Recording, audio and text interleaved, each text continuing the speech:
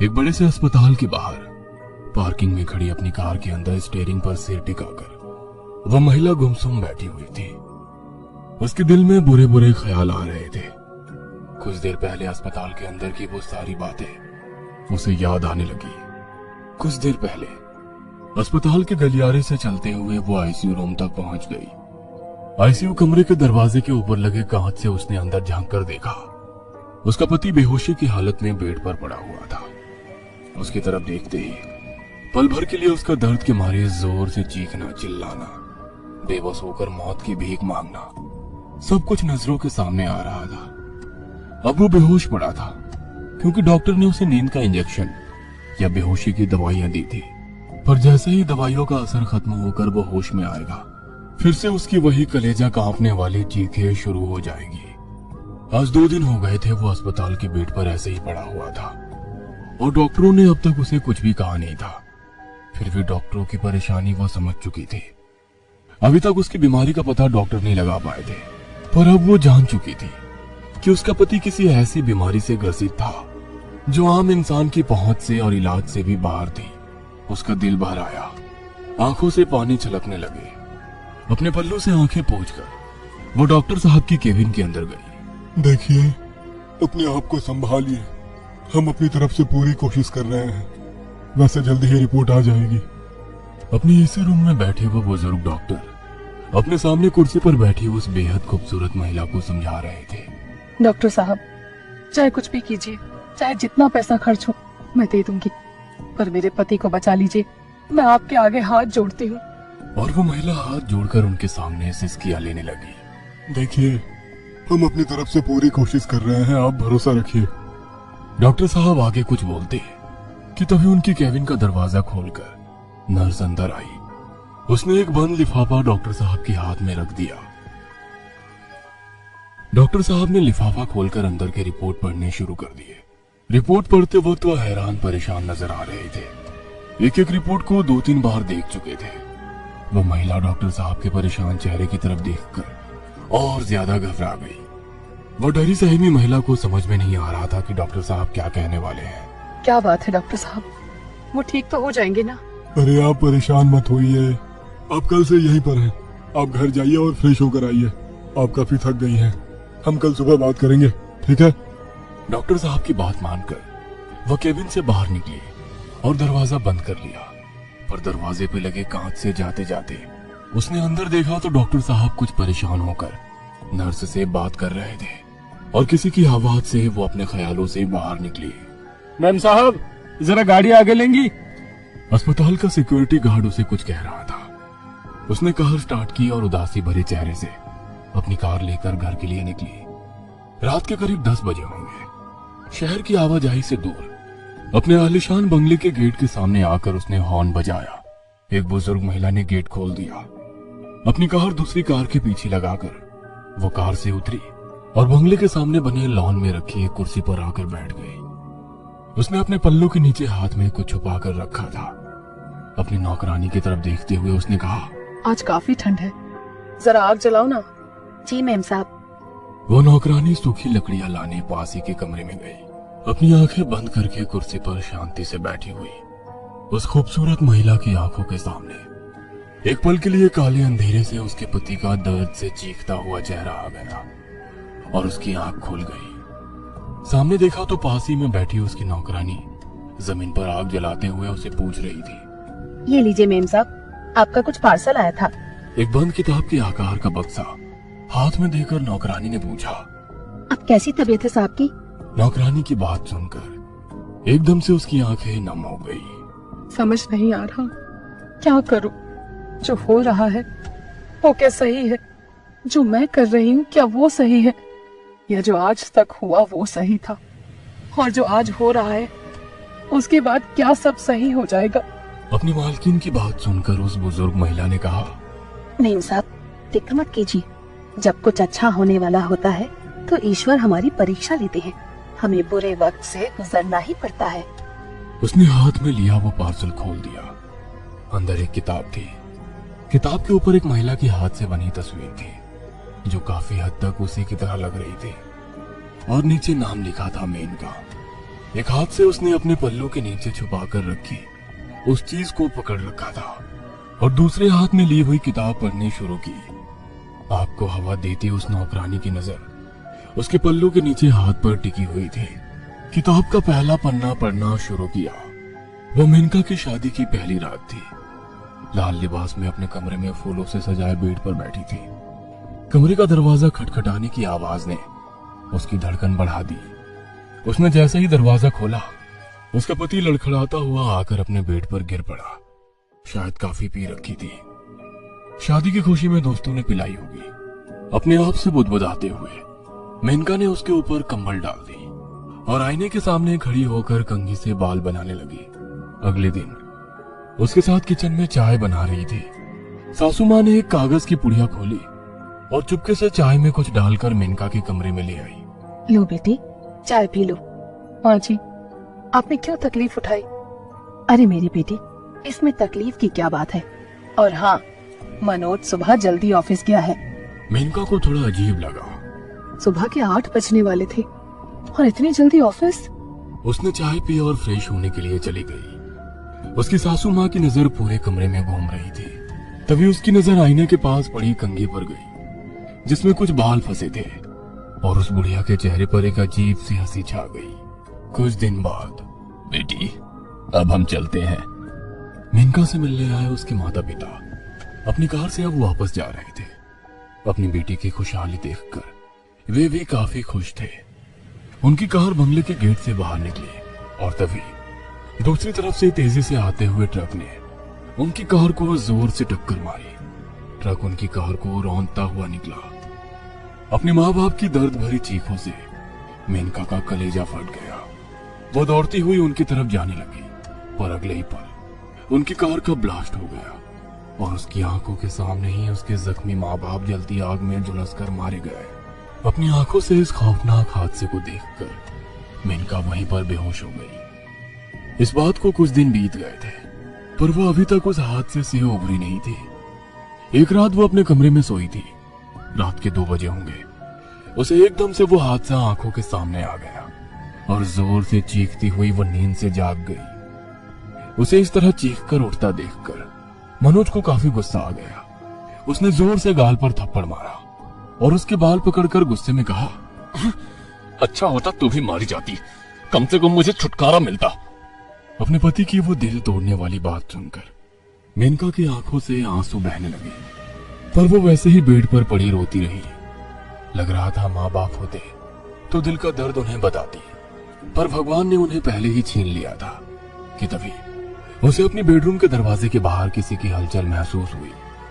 आंसू पोंछकर वो बेड से उठी और उसने धीरे से बेडरूम का दरवाजा खोला और बाहर झांक कर देखा तो उसकी सासू माँ घर से निकलकर पीछे वाले गोदाम की तरफ जा रही थी, पर उसने ज्यादा ध्यान नहीं दिया।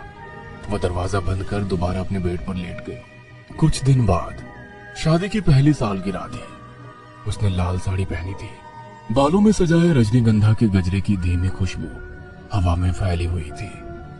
मनोज की पसंद का खाना उसने बनाया था, पर रात के 10 बजने के बाद भी मनोज घर नहीं आया। इंतजार करती रही। न जाने कब डाइनिंग टेबल पर ही उसकी आंख लग गई। गाड़ी की आवाज सुनकर उसकी नींद खुल गई। खिड़की से झांक कर देखा तो मनोज आया था। करीब रात के 12:30 बज गए थे। उसने जल्दी जल्दी खाना गर्म किया। तब तक मनोज कुर्सी पर आकर बैठ गया। उसने मनोज की प्लेट में खाना परोसा और पानी दे रही थी, पर पानी का ग्लास से थोड़ा पानी मनोज की शर्ट पर गिरा। गुस्साए मनोज ने चमड़े की बेल्ट से उसे बुरी तरह से पीटना शुरू किया। मेनका की दर्द भरी चीखें सुनकर उनकी नौकरानी अपने कमरे से दौड़ते हुए आई, पर मेनका की हालत और मनोज का गुस्सा देखकर वो बिना कुछ बोले वापस चली गई। मनोज सो गया था, पर मेनका डाइनिंग टेबल पर बैठी अभी भी सिसकियां ले रही थी। उसके कंधे पर किसी ने हाथ रख दिया और उसने आंसू भरी नजरों से मुड़कर देखा। उसकी नौकरानी पीछे खाने की थाली लेकर खड़ी थी। मालकिन, कुछ खा लीजिए, इसके बजाय जहर खिलाएंगी तो आपका एहसान होगा। मरना चाहती हो? नहीं मर सकती। आपको ना मरने की इजाजत है, ना यहाँ से भागने की। अपने नौकरानी की बात सुनकर वो काफी हैरान हो गई। आप ऐसा श्राप क्यों दे रही हैं? श्राप नहीं दे रही, बल्कि तुम्हें हकीकत से रूबरू करा रही हूँ।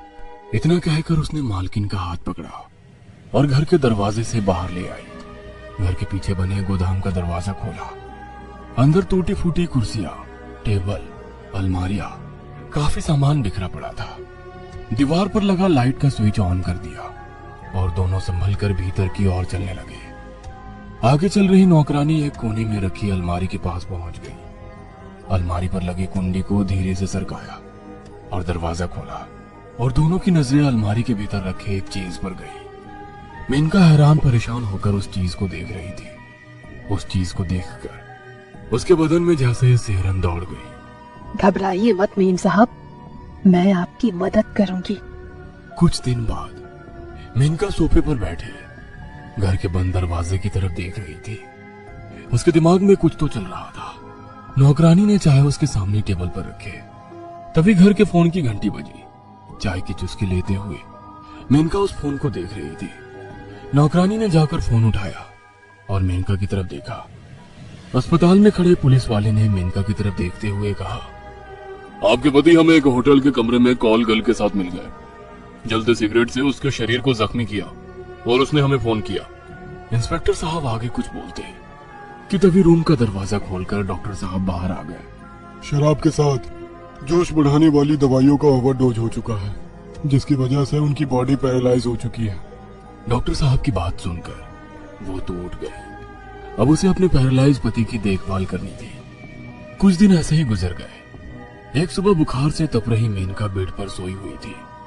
उसके सामने कुर्सी पर बैठे मनोज ने सिगार सुलगाई और शराब के घूंट पीते हुए उसका जिस्म निहारने लगा। उसकी खूबसूरती मनोज की आंखों में जैसे चुभ रही थी। कुर्सी से उठकर वो उसके पास जाकर बैठ गया और मुंह में भरा सिगरेट का धुआं उसके जिस्म पर फूंकते हुए मुंह पर फूंक दिया, जिससे खांसते हुए उसकी नींद खुल गई। और अगले ही पल मनोज ने जलती सिगरेट को उसके सीने पर ही मसल दिया। एक दर्द भरी चीख मेनका के मुंह से निकली, पर उसका मुंह दबाकर उसके जिस्म से खेलने लगा। रोते रोते वो बाथरूम में चली गई और कपड़े उतार दिए। नल का ठंडा पानी शुरू कर अपने जलते घाव का दर्द कम करने लगी। वैसे कहीं जलने के दाग उसके गले पर, सीने पर, पीठ पर नजर आ रहे थे। उसी रात अपने घर के बगीचे में कुर्सी डालकर बैठी हुई थी।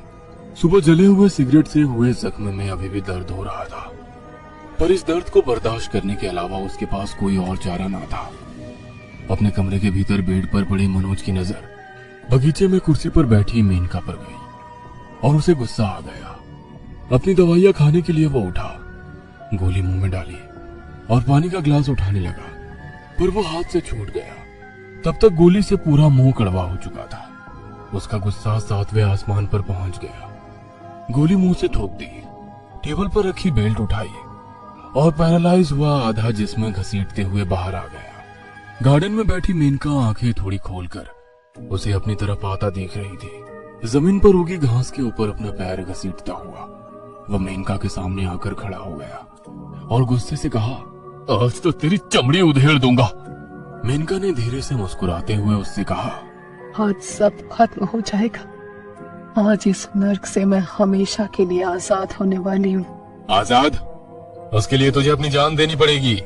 मुझे पता है, इसीलिए तो आज मैंने वो किया है जो तुम सोच भी नहीं सकते थे। इतना कहकर उसने अपने पल्लू के नीचे हाथ में दबाकर रखी एक चीज बाहर निकाली। मनोज की नजर उस चीज पर पड़ी और कुछ पल वैसे ही हैरानी भरी नजरों से देखता रहा और अगले ही पल डर के मारे उसके चेहरे का रंग उड़ गया। हाथ में कस के पकड़ा हुआ बेल्ट कब गिरकर जमीन पर गिर गई उसे खुद पता नहीं चला। डर के मारे पीछे हट गया और बड़ी तेजी से अपना जिस्म घसीटते हुए अपने कमरे में जाकर दरवाजा बंद कर लिया। मेनका कुर्सी पर बैठे मुस्कुरा रही थी और मनोज की दर्द भरी चीखों से पूरा कमरा दहल गया और कमरे का सामान तोड़ फोड़ रहा था। मनोज की चीख पुकार सुनकर मेनका मन ही मन मुस्कुरा रही थी। अगले दिन उसे अस्पताल में भर्ती किया गया। उसे बेड से बांध दिया गया था। दर्द से लगातार चीखता रहा। उसे लग रहा था जैसे उसका जिस्म कोई अंदर से खा रहा है। हर पल डॉक्टरों से मौत की भीख मांगता और डॉक्टर हैरान परेशान होकर उसकी रिपोर्ट देखते, क्योंकि उसकी सारी रिपोर्ट नॉर्मल आ रही थी। और वो धीरे धीरे मौत के करीब जा रहा था। आखिरी पन्ना पढ़ने के बाद उसने किताब सामने टेबल पर रख दी और आंखें बंद कर गार्डन में कुर्सी पर बैठी रही। सामने जल रही आग में उसकी नौकरानी सूखे पत्ते लकड़ियां डाल रही थी। काफी दिनों के बाद उसे शांत लग रहा था। पल भर के लिए शादी के बाद की सारी घटनाएं उसकी नजरों के सामने तैरने लगी और टेबल पर रखे उसके मोबाइल की रिंग हुई। हाँ डॉक्टर साहब, उसकी रिपोर्ट के बारे में कुछ पता चला? डॉक्टर साहब ने जो कहा वो सुनकर मेनका के चेहरे का रंग उड़ गया। वो झट से उठकर खड़ी हो गई। मोबाइल हाथ से नीचे गिर पड़ा। मेम साहब, क्या हुआ? अस्पताल में कुछ हुआ है क्या? मनोज अस्पताल से भाग गया है। शायद वो अब मुझे जिंदा नहीं छोड़ेगा। मेम साहब, आप कुछ भी मत सोचिए। खत्म कर दीजिए इस खूनी खेल को जिसकी शुरुआत मनोज की मां ने की थी। और मेनका के सामने वो रात का मंजर आ गया जब वो दोनों घर के पीछे बने गोदाम में गई थी। अलमारी में एक गुड़िया थी जो हूबहू मेनका की तरह थी। उसे काले धागे से जकड़ा हुआ था। उसके जिस्म में कई सुइयां चुभोई गई थी। सोचिए मत मेम साहब, आपके सामने पूरी जिंदगी पड़ी है और मनोज जैसे राक्षस को मारना कोई अपराध नहीं है।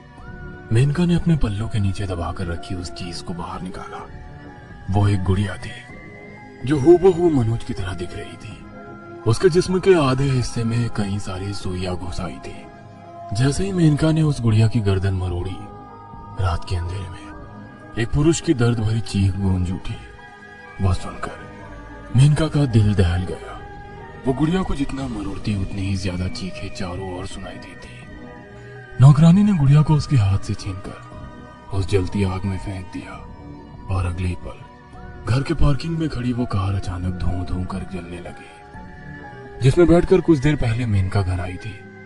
कार को जलता देख लोगों की भीड़ जुटने लगी। मेनका की तरफ देखकर नौकरानी ने कहा, आज उसे खत्म ना करते तो कल आप जिंदा नहीं रहती। मेनका जलती आग को देख रही थी जो उसकी नई जिंदगी में खुशियों की रोशनी बिखेरने वाली थी।